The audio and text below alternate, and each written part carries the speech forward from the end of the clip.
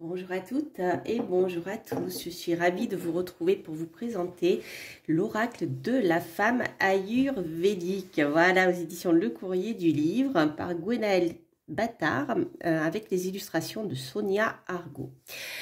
Alors, c'est un oracle qui m'avait interpellée, qui m'a été envoyé par les éditions Le Courrier du Livre. Et en fait, je voulais le tester, voilà, avant de vous le présenter. Donc, c'est un oracle qui est, je trouve, qui est très parlant. Et j'étais assez bluffée par les, comment dire, par les réponses que j'ai reçues. Voilà, donc on va faire un petit tour. C'est un oracle qui a 40 cartes. Et un livre de 204 pages. Voilà, donc nous allons le découvrir ensemble. Il est dans une boîte solide. Hop, qui s'ouvre comme ceci. Les cartes sont dans un pochon. Voilà, et on va découvrir ensemble le livret. Alors, pour ceux qui ne me connaissent pas, donc je vous souhaite la bienvenue sur ma chaîne. Donc, pensez que à la fin de chaque vidéo, en général, je fais un tirage à deux choix, voilà, pour voir comment l'oracle ou le tarot que je présente répond, et puis surtout comment le livre peut vous aider par son contenu. Voilà.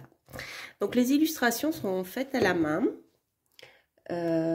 et j'adore vraiment, je trouve ça super joli. Je suis plus sensible à l'illustration à la main que l'illustration sur ordinateur, qui a un peu trop léché à mon goût. Mais ça, c'est vraiment un avis personnel, hein. C'est un goût personnel. Je sais que certains d'entre vous aiment bien, voilà, aussi les illustrations à l'ordinateur. Et là, j'ai un petit comment dire, voilà, c'est ce qui me parle le plus, en fait. Voilà, donc les cartes. Vous avez ce dossier. Alors, les cartes ne se tirent ni à l'endroit ni à l'envers. Les tranches sont dorées. Et voilà, vous avez ce genre d'illustration. Donc, vous allez voir, avec cet oracle, vous allez rentrer dans la spiritualité indienne, qui est très riche, et plus particulièrement l'approche ayurvédique. Alors, l'approche ayurvédique, l'ayurveda, c'est, on va dire, la médecine traditionnelle indienne. C'est une des plus anciennes médecines, hein, qui existe. Si on peut la rapprocher de notre médecine de Paracelse, par exemple, là, pour notre civilisation à nous, vous voyez, en fait, vous avez des principes qui sont, enfin, des éléments qui sont distribués dans chaque être vivant, enfin, en tout cas là, humain. Et ces éléments doivent être en équilibre. Dès que l'un est déséquilibré, eh bien, on a des problèmes de santé qui apparaissent. Donc l'idée, c'est de conserver cet équilibre des éléments dans notre corps. Voilà. Donc là, on est vraiment dans l'approche indienne, hein. Donc pour info, hein, chez nous, c'est la terre, l'air, le feu et l'eau. D'accord, c'est 4 éléments qui sont présents chez nous, mais à différents degrés. Voilà, il ne faut pas que ça soit trop d'un élément ou pas assez d'un élément.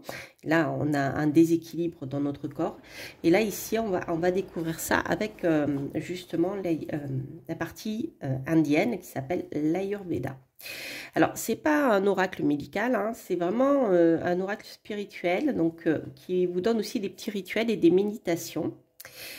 On va découvrir tout ceci ensemble. Alors, pour commencer, vous avez une petite introduction de l'auteur. Après le sommaire, voilà, qui vous parle justement, qui vous présente eh bien l'Inde, hein, avec l'Ayurveda, le yoga, le Jyotish, c'est l'astrologie. Voilà. Hop. Donc ici, vous avez donc les fameuses doshas qui sont justement comment dire, ces principes principaux qui unissent, voilà, les 5 éléments. Alors là, l'Inde parle d'un 5e élément qui est l'éther. Et alors, c'est la combinaison, voilà, de ces doshas qui va vous définir. Donc, voilà, je ne vais pas rentrer trop dans les détails. Je vous laisserai le découvrir.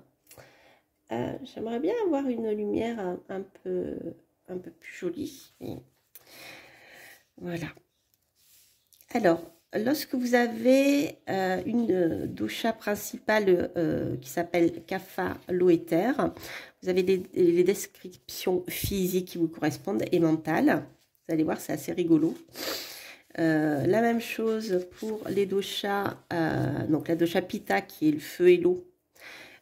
Pareil, vous avez donc l'approche physique et mentale. Vous voyez, vous avez par exemple les attributs à la fin: chaud, humide, précis, anguleux, intense, lumineux, structuré, passionné, intrépide, déterminé.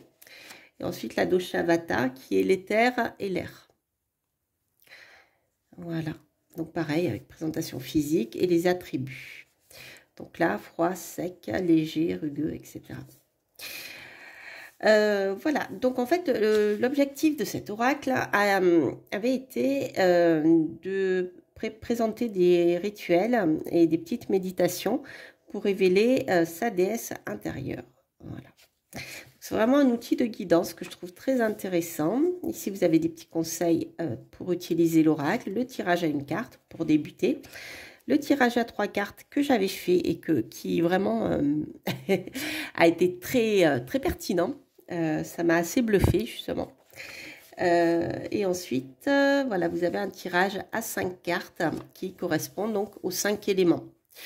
Donc, dans mes souvenirs, l'auteur parle aussi du chiffre 3, du chiffre 5. Enfin, voilà, vous voyez, c'est toujours, je dirais, symboliquement parlant, dans le domaine ésotérique, c'est toujours la même chose qui ressort, hein, bien sûr. Alors, donc, pour chaque carte, vous avez donc l'illustration ici en pleine couleur, en pleine page en couleur. Le détail de l'élément ici éther, le détail de l'akasha qui est l'impulsion primordiale, le point de départ de transformation avec le chiffre 1. Vous avez le profil majoritaire, hein, donc, je vous ai présenté tout à l'heure. Là, vous avez un petit message, hein, donc c'est sympa, vous êtes à l'aube d'un nouveau départ, d'une initiation, etc. Et à la fin, vous avez un rituel qui vous permet eh bien de mettre en pratique certaines choses qui sont concernées par la carte. Voilà, donc je vous lirai ceci lorsque je ferai le tirage à la fin, c'est-à-dire le message et puis le petit rituel. Alors, je crois que en ce qui concerne le tirage à une carte, ouais, voilà, c'est le tirage à 3 cartes en fait qui la troisième carte. L'auteur vous conseille de lire le petit rituel, ça vous permet, voilà, ou alors le deuxième, enfin bref, voilà, ça c'est après, je ne vais pas rentrer dans les détails des tirages. Voilà, donc là vous avez donc les éléments, l'air, hein, le feu, avec le nom sanskrit, la terre, l'air. Ensuite, vous avez les doshas, le dosha Pitta, le dosha Kapha. Après, il doit y en avoir donc le troisième qui est que j'ai dû louper. Voilà, c'est ça, vous avez les 3. Ensuite, la lune. Je suppose qu'on doit avoir le soleil. Ah, oui, non, j'ai oublié, c'était féminin.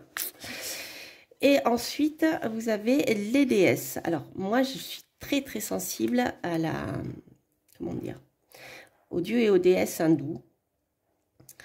Donc j'ai un oracle sur le sujet, j'ai pas eu l'occasion de vous le présenter, je vous en ai parlé, il faudra que je vous fasse une review, il est vraiment génial. Et là vous allez retrouver bien un certain nombre de déesses avec le mot-clé associé. Voilà, Sarasvati, la sagesse. Donc ce sont que des déesses.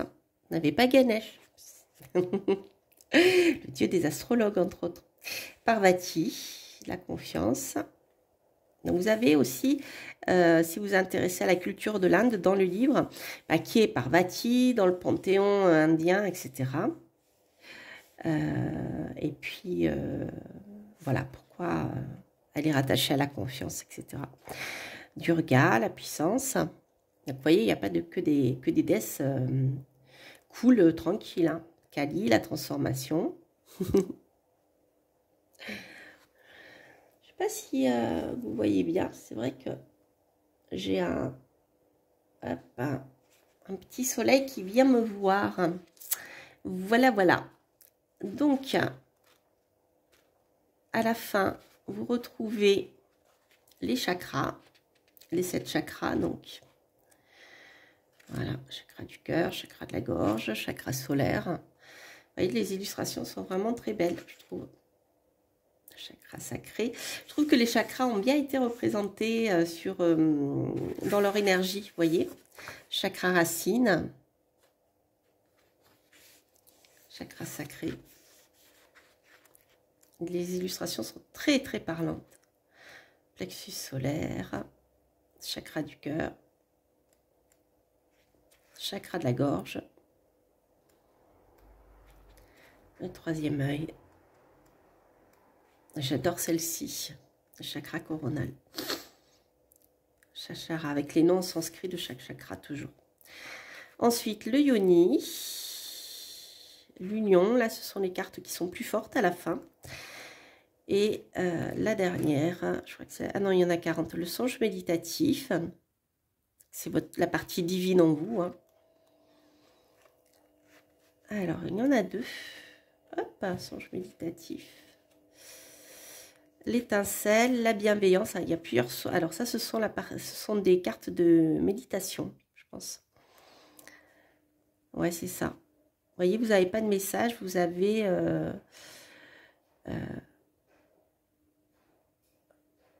ouais, vous avez partie méditative, en fait.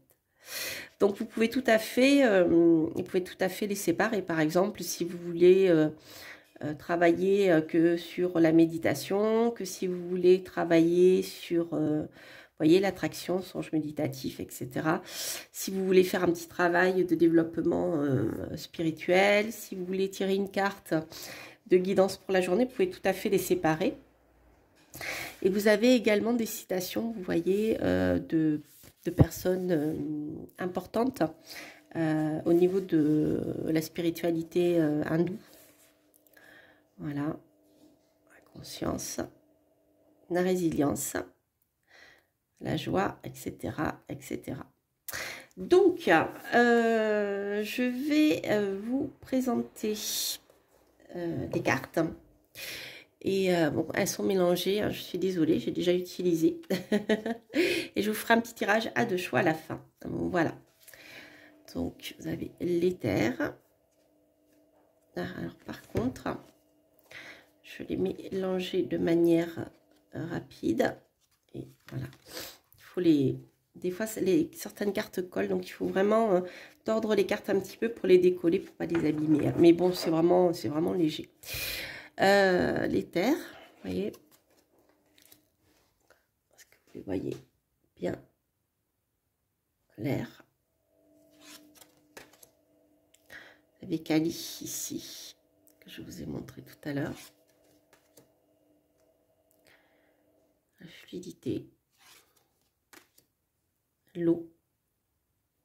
C'est intéressant, l'eau. Je trouve que le personnage est très, voilà, très lymphatique. Justement, c'est typique d'une morphologie d'eau ici. Je trouve que c'est très intéressant. Les illustrations sont vraiment extrêmement bien réussies, je trouve. Voilà, les déesses. Chakra.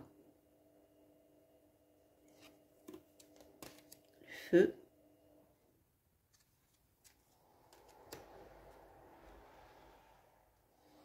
Terre. La Doshavata. L'éclosion. Chakra sacré. Hop.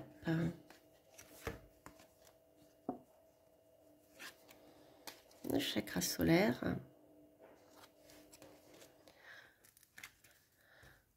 la lumière, le chakra racine, le chakra du troisième œil, la dosha pitta, le pardon, l'attraction, la conscience,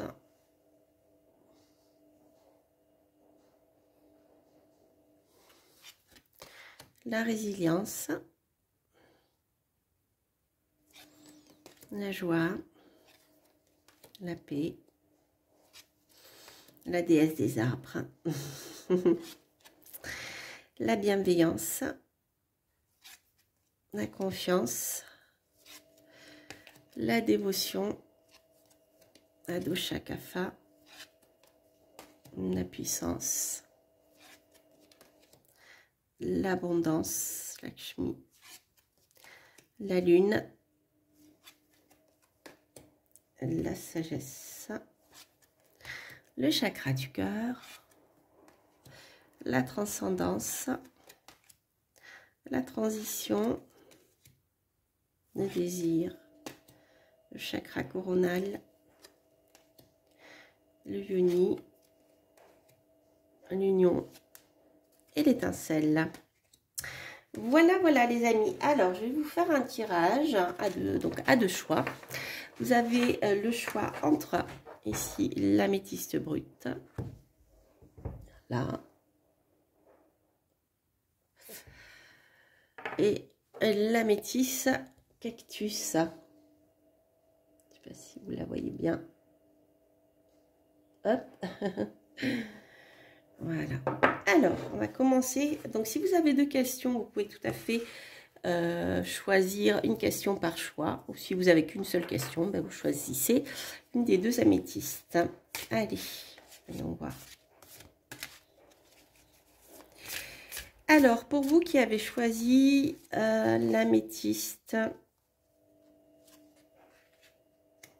brute et ici l'améthyste cactus. Alors, l'améthyste. Ah, nous avons ici le chakra du troisième œil, les amis. Donc, si vous êtes déjà un petit peu voyante, ou si vous avez voyant aussi, hein, si vous avez beaucoup d'intuition, c'est une carte qui est très favorable hein, pour le développement de, je dirais de ce sens, on va l'appeler comme ça. Alors, le 29, vous voyez même, c'est très facile à trouver. Je trouve que les illustrations comme ça en pleine page sont vraiment très belles. Alors, le message. Les choses ne sont pas toujours ce qu'elles paraissent être. Que vous soyez vraiment, que voyez-vous vraiment quand vous vous coupez du mental? Regardez au-delà des apparences et vous saisirez le sens profond et la beauté de chaque situation. Dissipez le voile qui masque la réalité, ouvrez les yeux, tout est là. Alors, après, vous avez un petit rituel, voilà, pour arriver à une perception plus claire des choses. Donc ça, vous voyez, c'est intéressant si vous voulez développer certains potentiels, on dira. Donc, c'est une technique ancestrale de méditation qui consiste à fixer, à visualiser une flamme pendant une période prolongée sans cligner des yeux. Je vais y arriver. Voilà. C'est vachement bien, pardon. C'est vraiment très, très intéressant. Voilà. Donc, fixez une flamme et fermez les yeux et regardez la première image qui vous vient justement en fermant les yeux. Et refaites cet exercice. Ça vous permet de nettoyer votre esprit, votre regard intérieur en fait. Donc c'est très très intéressant. Vous voyez, il y a aussi des petits rituels pour vous aider à travailler certaines choses. Alors, pour vous qui avez choisi l'améthyste cactus, vous avez la bienveillance. Alors, la bienveillance. Ça fait partie des songes méditatifs. Alors, ici, Pour cette carte, vous avez instillé la bienveillance. Appliquer la bienveillance est un entraînement au quotidien. Soyez attentive au vocabulaire que vous utilisez et aux attitudes que vous avez envers vous-même. Décidez en conscience de coopérer avec votre être en veillant activement à votre bien-être dans la douceur, à votre bien dans la douceur et l'amour. Soutenez-vous, célébrez-vous, complimentez-vous, soyez votre plus grande fan, votre parent bienveillant. Utilisez des mots positifs à votre égard.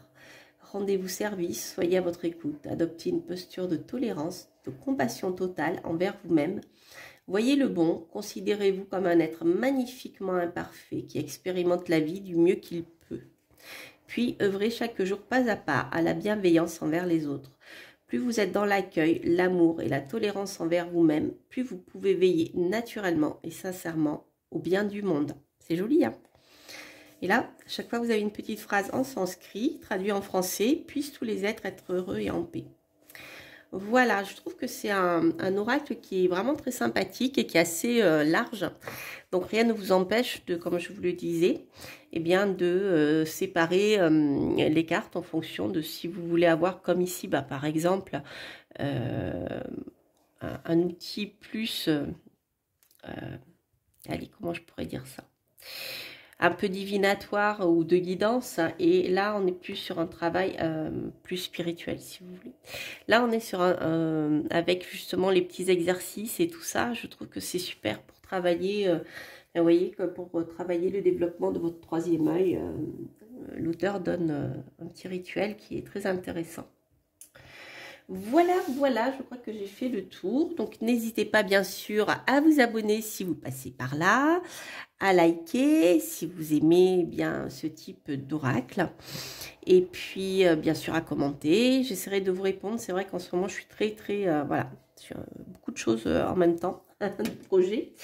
Donc, je fais au mieux pour vous répondre. Donc, ne vous inquiétez pas si je ne réponds pas tout de suite, c'est parce que, voilà, si je vois votre message, que je suis disponible au moment où je le fais, voilà, je vous réponds. Puis, des fois, ça peut prendre plus de temps. Donc, voilà, pas de souci. C'est pas que je suis fâchée contre vous, c'est pas rien du tout. Hein. C'est que c'est un problème de temps, surtout. Voilà les amis, je vous embrasse, je vous souhaite de belles choses et je vous dis à très bientôt pour de prochaines reviews. Portez-vous bien. Bye bye.